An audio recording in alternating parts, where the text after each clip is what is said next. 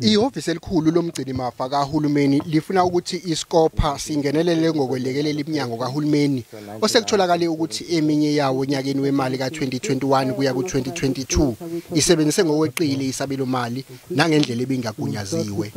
We need to deal with it so that, for lack of a better phrase, go back to ground zero and probably start the headache again, because in the absence of controls and enforcement by everybody responsible in the conveyor belt of the PFMA, likely these things will happen. Izikhulu ezengamele iminyango kahulumeni azele amalungu eParliament ngesimo sokusetshenziswa kwemali kahulumeni ngokweqile nangezizathu zalokho.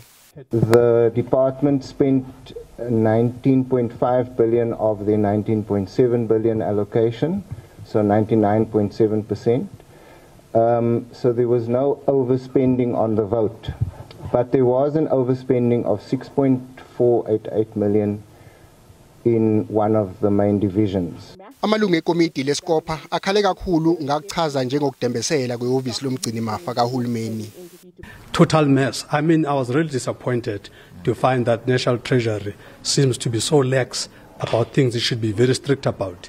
The law is very clear about what it is that National Treasury itself, before we even get to the departments, what it should be doing in terms of preventing all of these things from happening, in terms of enforcing the law, in terms of prescribing norms and standards of what should happen. Ihhovisi lomgcini mafa lidalule ukuthi kukhona iminyango kahulumeni esazoletha imbiko yawo njengomnyango wezamabhizinisi kahulumeni, owezempilo, nowezobudlelwane namazwe omhlaba, kanjalo nomnyango wezemisebenzi kahulumeni.